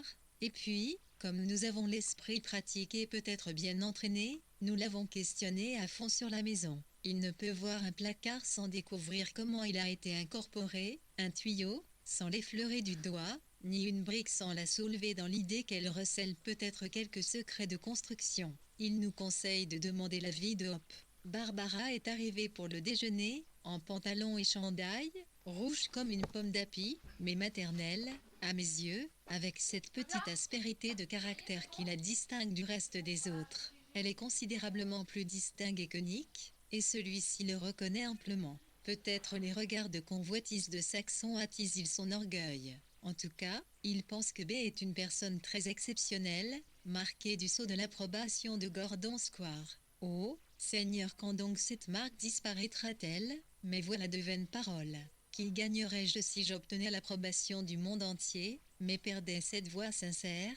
Cette réflexion m'a été en partie inspirée par les mémoires de Mrs. Saint-Frewer pour la somme de 5 shillings. Je suis devenu membre de la bibliothèque de l'E. C'est un endroit amusant plein de vieux fantômes, de livres à moitié décomposés. Ils sont tous uniformément brunâtres, et aussi semblables entre eux que les enfants d'un orphelinat. La plupart ont perdu depuis longtemps leur couverture et on les a recouverts de papier brun. On ne s'étonne pas non plus de voir qu'à Mango Park succèdent les sermons des Benezé 5. Profitant des facilités offertes par l'armée aux officiers démobilisés, Nicolas Bagenal, en 1919-1920, étudie à l'horticulture au Collège d'agriculture du Sud-Est, à Douai, dans le camp, qui dépendait de l'Université de Londres 6. Philippe Édouard Bagenal, frère aîné de Nick, était architecte diplômé. Cette Aourit et recollection de Mrs. Saint-Freward avait paru à l'automne 1918. V.W. l'avait lu alors, et en parle dans ses lettres. V.W. de l'été, I. numéro 995 et 999. La bibliothèque publique de l'E était installée dans Fitzroy's, bâtiment victorien gothique construit en 1862 par Sir George Gilbert Scott. Septembre 1919 au War, puis les souvenirs de Lord Morley, pluvieux et indésari, puis l'HW de l'Hirondelle, puis les trésors des profondeurs. C'est le Gunrk les choses qu'on y trouvait, de toute manière. Je n'ai pu résister Mrs. Lee Tapliercivant, et j'y reste plongé interminablement pendant des heures, collant dans un bain tiède auquel on n'a pas le courage de s'arracher. Mais après le thé, c'est il que je dois d'avoir réfléchi à la célébrité. Nul n'y a go cité aussi longuement. La pauvre, maintenant consciente d'un certain froid, sort ses compliments de jadis pour les pendre aux fenêtres de sa façade. Voyez ce qu'Henry James a dit de Emo et Walter Pater, et me redit-elle et à la vérité, ces malheureux grands personnages, sollicités, je le présume, par l'envoi d'exemplaires d'auteurs et le reste, semblent s'être parjurés allègrement, même si c'est, comme je le vois d'ici, avec un clin d'œil complice. Je soutiens simplement que toutes ces clameurs et ces embarras n'ont aucune influence sur le lecteur délicat, ce que je prétends être. Sans doute les clins d'œil sont-ils trop visibles. Les ventres-corps, les éditions américaines, le bruit et sa répercussion Piccadilly couvert d'affiches, Marcella à part sont comme les tambours et cymbales d'une foire de campagne. Non, rien de tout cela n'importe. Elle-même, alors qu'elle entreprend de rapporter en détail ses sentiments et ses idées, ne nous donne que des menus et programmes et des carnets de comptes. À quel moment a-t-elle cessé de s'interroger? Il y a longtemps, bien longtemps, dirais-je. Et alors elle en est venue à croire implicitement à ces simagrées, les noms des grands servent de parapluie pour masquer le vide. Mais à l'heure du této les propos sont des semonces adressées aux jeunes, qui maintenant, je l'imagine bien, se montrent trop curieux et impertinents. Cependant, quel tableau de la vie dans les plus hautes sphères des cercles intellectuels de Londres. Quelle peinture de la salle des domestiques, avec Mrs. Ward dans le rôle de la gouvernante, et l'oncle Matt dans celui du maître. C'est une assemblée des tables qu'elle peint là. La littérature toute servie dans une assiette devant chacun. Je dois faire le compte-rendu de Gosse, ce qui m'inspire une scène fantastique tandis que je me promène à travers champs. Était à la ferme du rat avec elle cet après-midi, et nous avons trouvé un sphinx noyé dans le ruisseau Troène ou quoi de, dimanche 28 septembre, ou du moins peut-être 28, coupé comme nous le sommes de tout contact avec les humains, à moins de compter les dédements, je ne puis même pas être sûr de la date. Il paraît que tous les chemins de fer d'Angleterre sont en grève 13, les mineurs et peut-être les employés des transports suivent le mouvement. Cela s'est produit hier matin, ou plutôt, tard 8. Mungo Park, l'explorateur écossais, était célèbre pour ses voyages à l'intérieur de l'Afrique, publié en 1799. Ebenezer 1850, 1928, le promoteur du Garden City Movement, n'écrivit pas de sermon. Lord Morley, par contre, publia effectivement des souvenirs. White Wing, Les ailes blanches, est un roman. Les autres titres sont vraisemblablement inventés neufs. Marcella, quatrième roman de Mrs. Humphrey Ward, avait paru en 3 volumes en 1894, 10. Le poète Matthew Arnold, 1822-1888, était un oncle de Mrs. Wardons, Monsieur Gosse and Friends, Monsieur Gosse et ses amis. C'est sous ce titre que VW donna une critique de Some diversion aux femmes off l'été, divertissement d'un homme de lettres, d'Edmund Gosse, qui parut dans le TLS du 2 octobre 1919. 12. Les Wolf avaient surnommé la ferme du rat un groupe de bâtiments de ferme abandonnés au milieu des collines de Telscombe. Le sphinx du Troène, S. liga, est un papillon de l'importante famille des Sphingidae 13. La grève déclarée par le syndicat national des cheminots commença le 27 septembre, pour cesser le 7 octobre, et fit échec au gouvernement qui voulait amputer les salaires de leurs primes de guerre. Les mineurs et les employés des transports ne se joignirent pas à la grève, mais il y eut évidemment une grande solidarité au sein des organisations syndicales. N. 6161 Alcoposi Népal SZL sur I, Atursa Apimi Adoa, 010144 volts. Yalsru VRLIA Pro, G1 Spla 141 FS, Encrifo AO et Abvoin A part, I. 17XT011 QDSUOAE Snowbondi Saswagd Moumemo Susoadano Yodrf Népal So REP Salut en Zama Melodula Landnok Edo Aliozo Népal Lance au point 191, Amisopnictut. 110 pages Tionena ESFUT Tike Népal Nopnroyost Wapadion Wao Népal Stragnufu au Pédopra Alon ou 2R0 m centime B par UNP Urjalia Klaus Noes.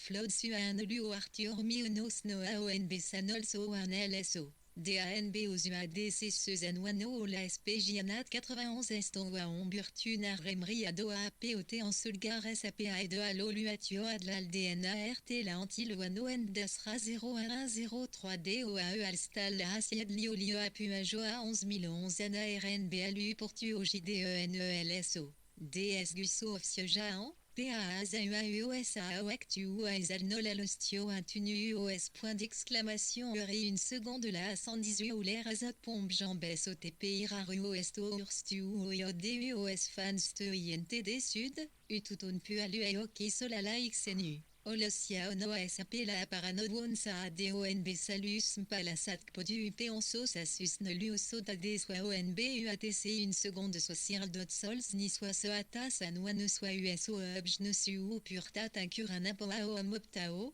UOSASIT Urtio pa NB Anwanos Mom Nepalozo Tenop Noctual Loge sur Aloanos Angelu Exos Lasio Daoluralu Osa Uno Ewa Unepalo Alo Juna RD Uostemi Suisen Poalus Onius Nus Nuesen Desu 0D. Urelpesas noax non alomutasiox nuno urosiox ves 9. Ne sunius nu lateage allumariot proiorcus nu ulos temosios uot premier 11, 19. Yao annual RLSA. Esangastol a arioa iano. Point d'exclamation ct volue atsxala auxio 0 te apulrulun rosa onb sud alpactuo. Upstem JOIOMSJ Nepal SUAO IULUJUO ANB. TPAO US ALOD SUO AESTION S01 USUIE 2 LIDEJIN TEAE1.DIOZOLITIO AFIE DELULOIOZIODINA ANIN BILSUORU ANOYO PRIEDA OLMONO AIOR. Une impacité STND UMAS DO OLRLA. DAN BENPUOLR ANALPO ACETUO 9 DNAURL. La Noël SO. Esluotoism dosracuos anoa ulor panjalal nano eeliosunu agi au sol atel njip notut putalo anal rioluatual puopanu. NBSNF upnakanola alu ayopson bergi SSNRR aya outsiurapien pet plumamu uraoad det sanox nano ana opio 011 une page EODI site 9 EIOD à part ND aranu. UONBL a reempsuasa appuyé odo 90 110 DU 0 608 off. 1 au 0 rapes nuance point à 0 Iulios iodut puada puratur lionalin buralo LADD d'un bil dura 0 à solui à urpuada. Sodua 2 ip SAP omboki esndo 9 tostis nragas murfrio tu puado ultaax aesa sa magdalot patepes nu a on 0 a tu 0 a ne somos no ur unua alo asna o a no unt pas 0 ir la LR gilu ou lunano 0 azusi ou l'enro a ozunt. Uzamba usone ONB moisni SL luor, usolo, NB yurt zua also jih se alo socionatus non snu en pioles opu ou piojoa ad de tita a 1, NB us actum u2 RL en 0 d'INB ur pour de ruio, NB haute purtude pinceau NB 031 PDL. Restu à nous sol à nos purcus soit sol en SNU au point 1 ONB sui wis nous ONB sur OITTDNO nu aussi nesu OS 1h13 ST iltl, 11 oui aujourd'hui jeu altini de al sudinuche point d'exclamation I, NB adioso. Notes une bu NPL degré 11 l'OSQ truloluatu OMTO 1 epuolex nano 1. Pesnia en 1 TWN Dona IC 11 milliards 101 111 110 d'élu au roi pli pinto à 110 mu au sto à 011 011 OS une seconde à 1 110 111 C 01 EUOS 11 premier un autre UOS ARDS au plel LS 100 Mosaet Samunizaza Olimbo point d'interrogation induire Sudel Soa Teizu OS ONB Anoama 9 Oama Analja le jouis lu Elosio à son bion bu Anoa Tesnula au 101 nu des mois, Anna tué à l'on décimacu au J.O. se snouptu sadre.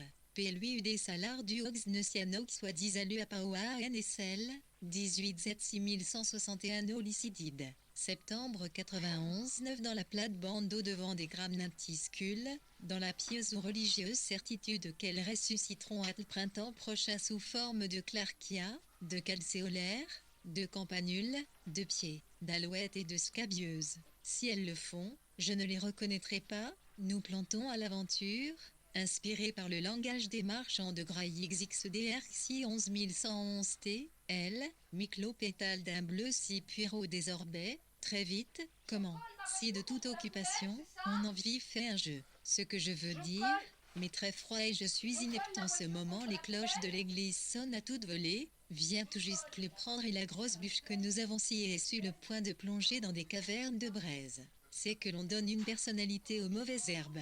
La pire est l'herbe fine qu'il cite à séparer délicatement l'aime arracher le robuste pissenlit et le sénesson. Puis la cloche du thé retentit et si je reste assise à méditer sur Nia cigarette, elle se précipite dehors tel un enfant auquel on a permis de sortir de table. Et comme je l'ai dit, aujourd'hui nous sommes sur notre île, où demain abordera, par quel étrange hasard, clivant personne. J'ai écrit mes articles sur Hop, Goss et Swinnerton au cours de ces 10 derniers jours, ce qui montre que le déluge de l'automne commence. L'idée que nuit et jour en représente une goutte me traverse l'esprit de temps à autre, mais il semble que ce soit du domaine de Londres, pas d'ici. L'ennui sera de rencontrer des gens qui se croiront obligés de me dire qu'ils ne l'ont pas lu, ou pire, qu'ils l'ont lu. Cela durera 10 semaines, puis ce sera fini. Mardi 30 septembre, j'ouvre ce cahier pour donner le bulletin de la grève. Rien ne s'est passé. Tous les chemins de fer se taisent. Je suis allé à Le Huillet où j'ai trouvé que sévissait une sorte de dimanche hors de place, volet à demi fermé à la poste et à la gare. Il y avait un certain nombre d'automobiles avec bagages, et du beau monde. Des rumeurs, autrement dit les commerçants annoncent une longue grève. Qui a raison? Ils n'en disent rien. De toute manière, c'est mauvais pour nous dans notre univers personnel. Le malaise vient surtout de ce que nous prévoyons pour l'avenir. Toujours est-il qu'on ne peut faire aucun projet. Hier soir, Clive n'est pas venu et pensant que cela signifiait qu'il était arrivé malheur à Anne à Londres, j'ai télégraphié dès que je l'ai pu ce matin. Pas de réponse encore, et 7 heures ont sonné. Les journaux viennent d'arriver, réduits à un seul feuillet, et très suspects dans leur outrance Daily et les Herald. Entre les deux, le Daily News, digne de confiance peut-être. Jusqu'à présent, rien qu'une hostilité persistante de part et d'autre, pas d'ouverture. Pour aggraver notre sentiment personnel de catastrophe, Monsieur Dean a choisi de venir aujourd'hui déplacer les placards 16. Livres et meubles sont par conséquent éparpillés dans la maison, mais nous y gagnons une salle à manger. Pour nous consoler, le temps demeure aussi beau que possible, clair, froid, calme et ensoleillé. Clive est resté à Charleston pour soigner un rhume. Pas de lettre depuis samedi matin, à part une carte, qui vient du village. Nous devrons nous passer de beurre, de café, de cigarettes dans un jour ou deux, puisqu'ils viennent de Londres 15. L'article de VW sur Septembre, de Frank Swinnerton, paru dans le TLS du 25 septembre 1919, 16.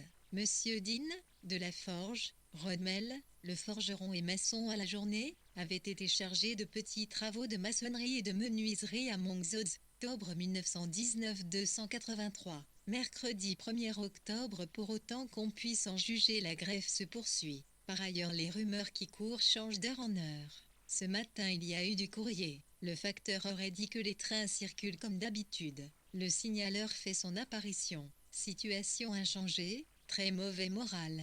Ensuite, Dédemont vient ramasser des pommes. Il dit qu'à la poste, il y a un avis indiquant que le trafic est normal. Nelly va à Le Henri CNT épouvanté, selon ses propres termes. Quelques trains seulement, où l'on monte à ses risques et périls. Cela l'a dégoûté de partir, ce qu'elle nous pressait de faire une heure auparavant. Nous sommes allés chez le signaleur avec des livres et nos offres de service. Sa femme nous reçut, lui étant année ou avant. C'est une femme pleine de feu, impulsive et vigoureuse, sur le point d'accoucher d'un 5e enfant. Elle poussait son mari à abandonner. L'opinion publique est contre eux, disait-elle. Puis elle expliqua qu'ils n'avaient que 6 shillings d'économie. Avec leur allocation de grévistes, cela ne les empêcherait pas longtemps de souffrir de la faim. Et puis elle ne voyait pas ce qui justifiait tout cela.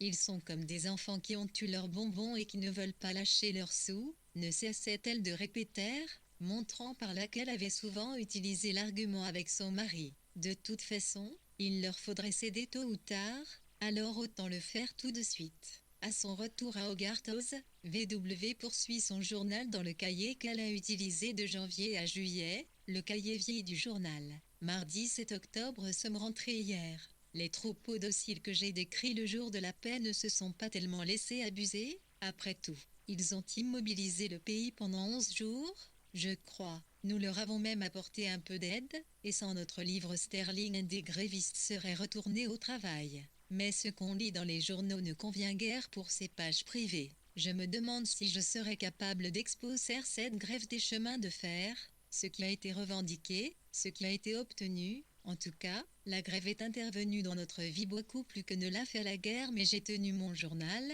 de façon intermittente, et il est à Rodmel.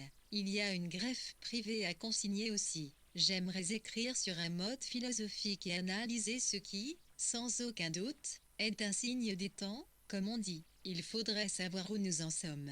Devons-nous prendre brusquement une autre direction? Que désirons-nous au juste? Maintenant, à cet âge où la jeunesse n'est pas encore tout à fait passée, où le jugement, sans être encore assis, a atteint sa pleine maturité 9 octobre, j'allais ajouter, ce n'est pas si facile de savoir vraiment ce que l'on veut. Mais cette réflexion est vieille de 2 jours. La chère Nelly est venue hier soir, timide comme une écolière pour demander à faire des excuses, et je nous vois installés à vie à Hogarth, Monkshood avec 2 domestiques. Je n'ai pas le temps de remplir cette page, car il me faut lire le livre dont je dois rendre compte, Landor 1, lire aussi les histoires de Logan, écrire une ou deux lettres Z fait laisser le temps filer entre mes doigts depuis l'heure du thé. Je me suis mise à lire l'article de VW, intitulé Landor en petit sur Adebook de Walter Savage Landor, 1919, choisi par John Bailey, paru d'ANS le TLS du 16 octobre 1919. 284 folure 19 à 9 Capic Nevoltine, le NWN 10111 11,1111, Iresoi, PCE, TS, 011, un sénopantin plénel oil cueillir derme, piprolique page 01 ion il, onipiter, 101,1111, premier un rio, R. E11 Pewus apprentela ati 11,1 ren 1000, un titi, anime, HR, 111, menu, ignante pluie, 111 011 accent aigu TAIA 11 rouille le R11 ini, rien 40 111, T11 07, 111 01, T1,1 11 111 tu C 1111, D11, II, 1111, C1, à 11,111, à 1 TWI, E, SAI 7 un active olénier, Rour 11101 à 1,1011 IRI, 11 PR, M, 11, une page, TD, ni, promenez d'être prudente, ce, 1111 UDIR de l'IEI, R à lien ITXC, 1, il est, 2KCW, malgré ICTR, I, H soleil N, RK des vacances et de 1,1 Campasti, qui détonne titi peu les pavés, dit le trottoir. Uri au Rome record pour la béatité du temps, croix, qui rien, cesse. Le démentir les prédictions du prophète du Times, lequel it tout sien noir.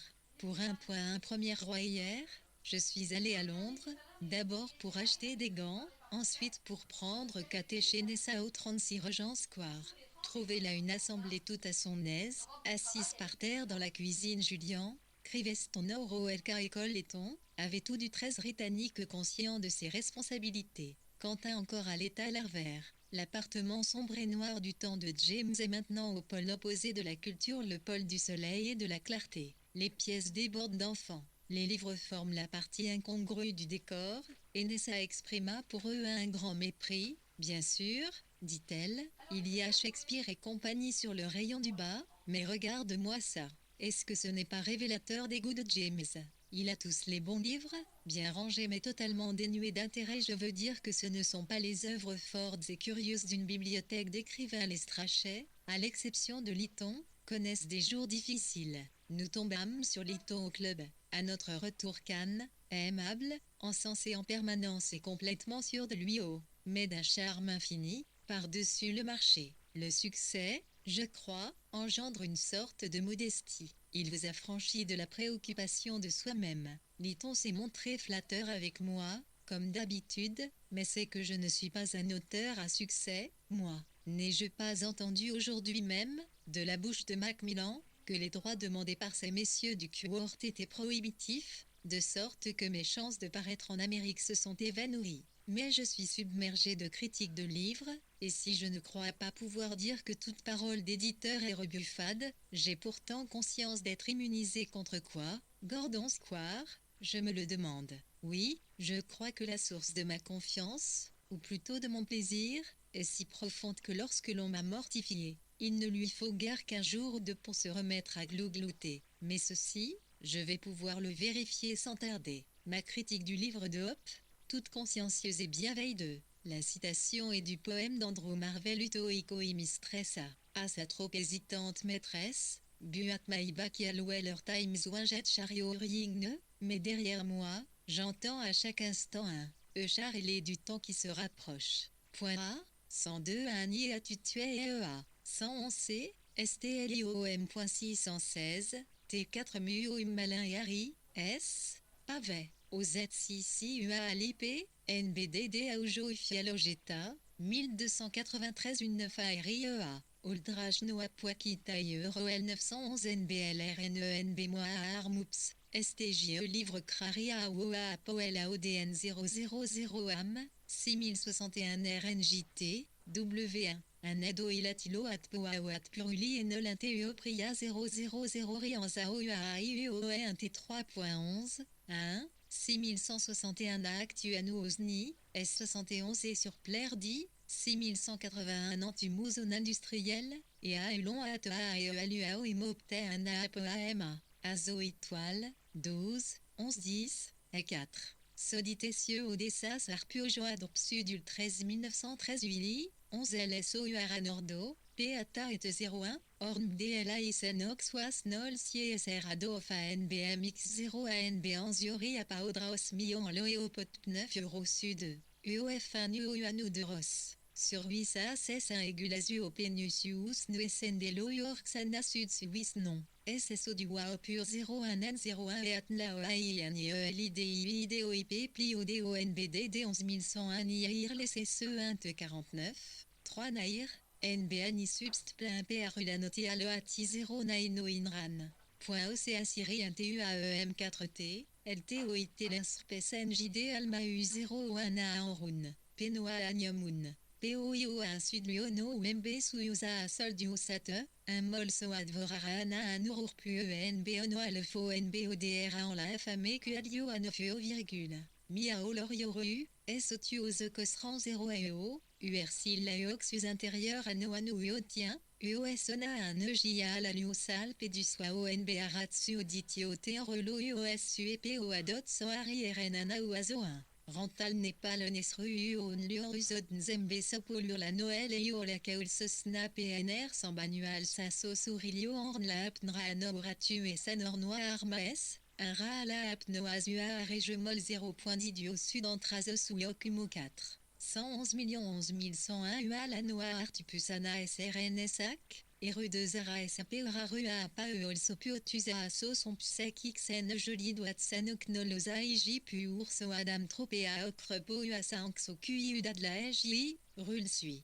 SO Zaloroa Atsroaluo et Soura Help sur Sudazo RNBO Pensiralo 1 Epeol Druos Rua Asruski Risu Sud ou Paol Sointio Prtu XRP Mol 000 RP Sud Lios Nociu, USP, S Situa et Dureur Aoj 9 Aoun. NB sur Otu 1101.1 Soli, 119 Siti Piano sur Osso SPU 1 degré et point en silicien, Peluo Laga Alsroja Al 9113 Urs Nuen Beno Eroi Sieguro Lu Roprunao 0 et 1 nom Jaida Atizun Buinteo Atitete 4 Dizi Toa Sanornois Roa of Soluti Passi SNJD Sonot Sausasa LRH Sreze SNJD a reçu ORE Estetoesi, NBO en Sourer à NJ Nulurpuo Dauni o Aliola Ogeles Homo Poirma o Azeku OLA1, 12X o Noza, P, Loaodea Osanolzin to Ofo NBFP Ozaï, Uoltiso DT1T10, un 41 ONBO Apur RNO Ginepal Litonuast Oluodi Watstio et Dewanor Puturper TDTO Awi Osuoko Sasa Uyomianod Lowo at Puosio LPDA Nedri Oluuri JESNDAO 11 duo à notre AGEUSOARI, un ON 000 TF Lipomoktu Roa SNS La Isulu, et son Zoli 01310 Rate, Sirpo Apuon, Meglaox Usa Adua, Aïe Arnaure, Sinof à Rome, UE9 ou un Ambende Estra FOP Coaroa Erderit 3 Anarpoada MTT 0 seconde 014 Ado Iluluronglomoa, Purn 13, Uapute Kialo Woptoa Ozundi EDI, 101 I premier, Anunurio 1. PA uni et ARDS 9A Antio 501 111 110 Axno DIFLP Rupilotu. Jospeotsai NIER Locino notamment, LP Unio A Aloa Anuo Aptra One SNS Soft Pain, Tolusto Autisme Tutut Pstit Nac TOS Mopolem Sol 11.1, une seconde ad, PSA Notlsa, DN Dotufita Tuteo, Desuasoa Atiliei, Isdin, Strip.11, Mu. Un alcoposilitre ortunique jets dans Eyaniu, dizit TTOSTNS of Stual autour TTATAO, ORFLE 9I, T, P, RONB Refinol Saad Spur Seisni XTTR, NBO9 Art Troll Tuanedouy NB Med Royo Géis Nurui son Sofen, AU0103 d'un point N Soli, M.1 Ambion Fisso, Usudates SO.1 CD Dioist Purul Depetilof.31 et des Oludui 1 DID 1110, un Oanoa à Titin, Ileawa Odlio Eolino Apo, NBL 6161 Nisiwado, 286 octobre 1919 très comme il faut. Nous avons sorti les 12 volumes de Gibbon, dont ils commentèrent des passages. Nous allons imprimer les récits de Logan. Mardi 21 octobre, c'est aujourd'hui l'anniversaire de Trafalgar, et hier la journée fut mémorable du fait de la parution de Nuit et Jour. Mais 6 exemplaires me sont parvenus dans la matinée, dont 5 furent aussitôt envoyés, de sorte que j'imagine que 5 de nos amis y tremblent déjà le bec. Suis-je inquiète? Étrangement peu, plus émue et contente qu'inquiète. D'abord, le voilà sorti, c'est chose faite, et puis j'en ai lu un peu et cela m'a plu, et puis j'ai à peu près fiance que les personnes dont j'apprécie le jugement en penseront plutôt du bien. Sentiment qui est très renforcé par la certitude que même s'il n'en est rien, je m'en remettrai et commencerai une autre histoire à ma manière. Bien entendu, si Morgan, Letton et les autres se montrent enthousiastes, j'en aurai meilleure opinion de moi-même. L'ennui, c'est de rencontrer des gens qui vous disent les platitudes habituelles. Mais dans l'ensemble, je sais à quoi je vise, j'ai l'impression qu'une belle chance m'a été donnée cette fois et que j'en ai tiré parti de mon mieux, et ainsi je puis me montrer philosophe et rejeter le blâme sur le bon Dieu. Les belles journées d'automne se succèdent, les feuilles sont comme des pièces d'or rares suspendues aux arbres. Clive était au club hier, et il s'est adressé ostensiblement à moi alors qu'en réalité il parlait pour toute la salle, où certains durent trouver qu'il plastronnait un peu, et je me suis détournée, et j'ai remercié le ciel lorsqu'il quitta la pièce. Ah oui, j'aimerais une longue critique dans le Times. Jeudi 23 octobre, il me faut consigner les premiers fruits de Nuit et Jour. Sans aucun doute, une œuvre absolument géniale, Clive Bell. Somme toute, il aurait pu ne pas aimer cela, il s'était bien montré sévère pour la traversée des apparences. J'avoue que cela me fait plaisir, et en même temps, je ne suis pas convaincu qu'il en soit comme il le dit. C'est tout de même là une preuve que j'ai raison de ne pas m'inquiéter. Les gens dont je respecte le jugement ne se montreront pas aussi enthousiastes que lui, mais je pense qu'ils se prononceront nettement dans le même sens. De plus, d'une certaine manière indéfendable aux yeux de elle, je ne suis pas sans respecter le jugement de Clive. Il est fantasque, mais a toujours sa source dans un sentiment spontané. Je crois que c'est Morgan qui m'inspire le plus de doutes. Lorsque je connaîtrai son opinions, je serai tout à fait soulagé. 3 ou 4 personnes comptent vraiment, et le reste, qui ne représentent que des applaudissements ou des sifflets dénués de signification, n'existe pas. Il ne faut pas trop espérer qu'une personne vraiment intelligente, à moins d'être de mes amis, lise un long roman comme celui-là. Mais il faut que je m'arrête, je dois m'occuper de mon gagne-pain, et qu'à dîner ici, et je n'ai pas le temps de relater mon concert d'hier soir. Né de la place que pour les élogies qui me sont adressés. D'ailleurs, il faut que je remercie Clive le 6. VW envoya un exemplaire de Night and Day à Vanessa et à Clive Bell, à Lytton Strachey, Morgan Forster et Violet Dickinson. Fob 9 à 9 287 010 11 un C certain L 01 Poussen c'est pas écrit Yigda, un tage, et rhumatisme à part, la main la type C, Insel Condant, Potivé, 111, c'est on sidère professionnel, si conio et on s'y est d'anal, oh, il y a une mémoire qu'intercentre un tiré de C, I crinque joint, I, flix S 1,1, un T11, un CPR au Poitiers NJ après un point 1 l'heure de Clive Vincile, Ticnos, un éloge san XIE, s'il a 2% sti, celle de Lytton éloge enthousiaste, on grand triomphe onzaine classique, etc. Un opinion élogieuse de Violet suivie, et puis hier matin cette phrase de Morgan, j'aime moins cela que la TD1, bien qu'il s'exprime et une grande admiration, et avoue qu'il a lu trop vite et qu'il se propose de relire tout le plaisir que m'avait causé le reste s'est effacé. Oui, mais continuons-eux. 3 heures de l'après-midi, j'en vins à me sentir plus heureuse et soulagée de ce nîmes que de l'éloge des autres comme si je retrouvais une atmosphère normale après y être roulé béatement parmi des nuages élastiques, sur des collines capitonnées. Pourtant je crois que je n'attache pas moins de valeur à l'opinion de Morgan qu'à celle des autres. Et puis il y a une colonne dans le Times de ce matin de très grands compliments, et plein d'intelligence aussi, où il est dit, entre autres choses, que confère moins brillant en surface, a cependant plus de profondeur que l'autre. Point et c'est ce que je pense aussi. J'espère en avoir fini avec les critiques cette semaine, j'aimerais que suivent des lettres intelligentes, mais j'ai envie d'écrire de petites histoires.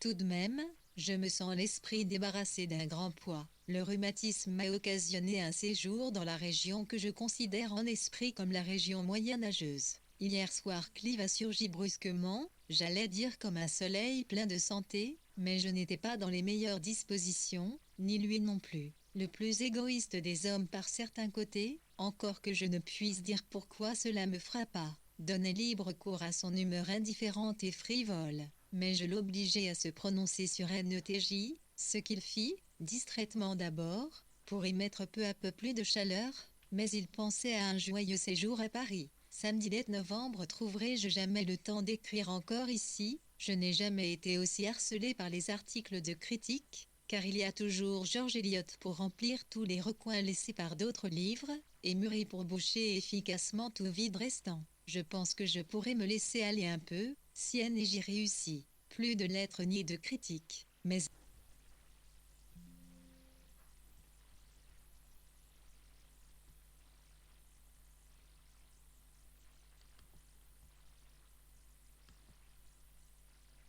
Trois livres, et Murray pour boucher efficacement tout vide restant.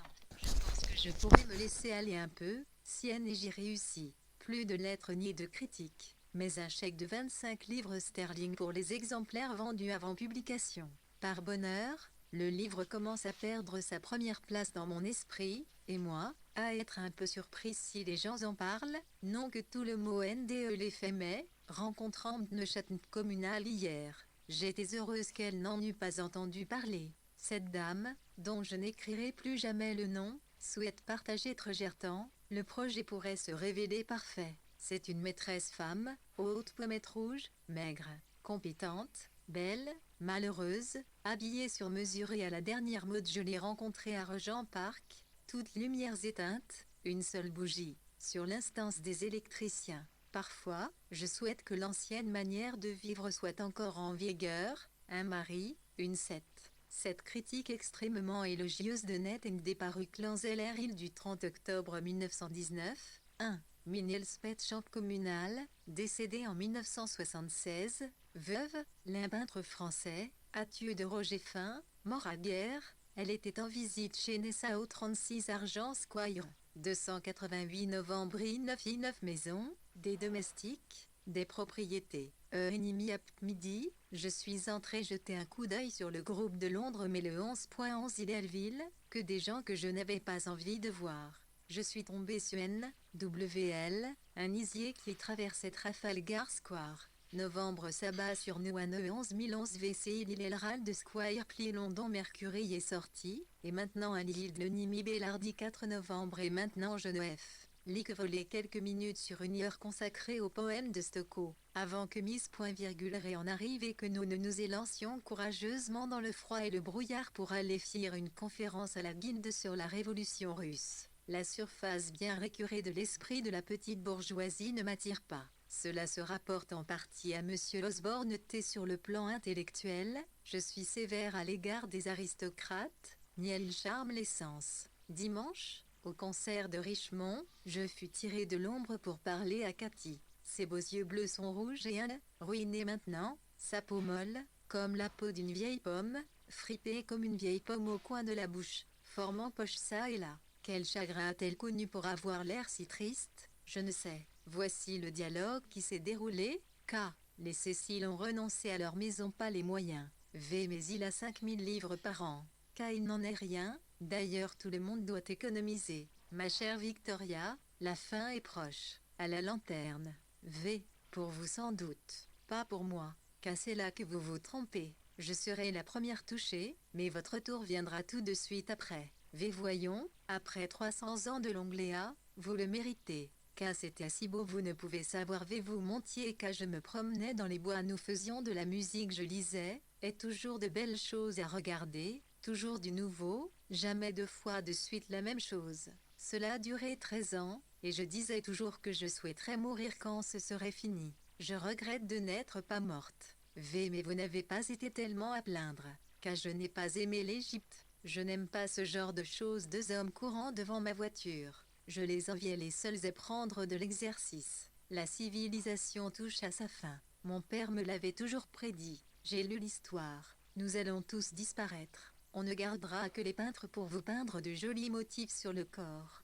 Personne ne travaillera plus. On se passera de vêtements. 2. Société d'artistes exposants, formée en 1913 par une fusion des groupes de Kensington et autres. L'exposition annuelle avait lieu à la Galerie Mansart, Tottenham Court Road. Elle comprenait des tableaux de Roger Free, Duncan Grant et Marc Gerrier, qui en faisaient partie. 3. Frank Wodier-Stocco, 1882-1952, ami et condisciple d'Altounian à Cambridge. Il donna de nombreux poèmes à l'Athenaeum et autres périodiques, qui furent publiés en recueil en 1920, sous le titre de Tolkop Fondriam 4. Monsieur Osborne est sans doute Frédéric James Osborne, l'urbaniste et ami de L.W. Son livre New Todris Altered Lore, Nouvelle ville pour l'après-guerre, paru en 1918. 5.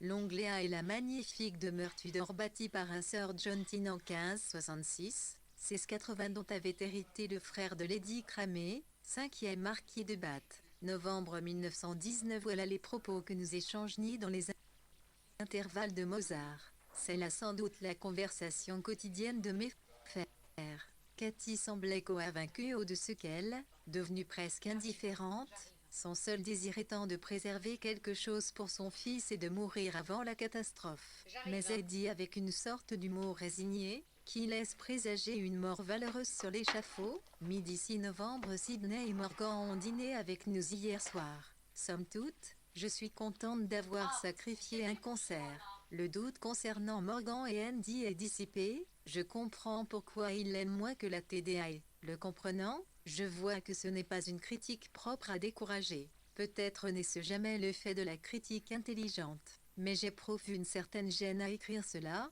moi qui écris tant de critiques. En somme, voici ce qu'il dit. NJ est une œuvre rigoureusement formelle et classique. Pour cela même on exige, ou il exigerait, des personnages beaucoup plus attachants que dans un livre comme la TDA, qui est vague et universel. Aucun des personnages de NJ n'est attachant, leur démêlé ne l'intéresse pas. Les personnages de la TDA ne l'intéressaient pas non plus, mais il n'éprouvait pas le besoin de leur trouver de l'intérêt. En dehors de cela, il admire à peu près tout, et ses critiques ne signifient pas qu'il trouve le livre moins remarquable que la TDAO, ce ne sont pas les beautés qui lui manquent. En fait, je ne vois pas pourquoi je me laisserais décourager à cause de lui. Sidney dit que le livre l'a complètement bouleversé, et qu'à son avis, cette fois, j'ai réussi mon coup. Mais je commence à devenir assommante. Oui, même la vieille Virginia à venir devra sauter, bien des passages, mais pour l'instant cela semble important. Le Cambridge Magazine répète ce que dit Morgan à propos du peu de sympathie qu'on éprouve pour les personnages. Mais me voilà au premier rang de la littérature contemporaine.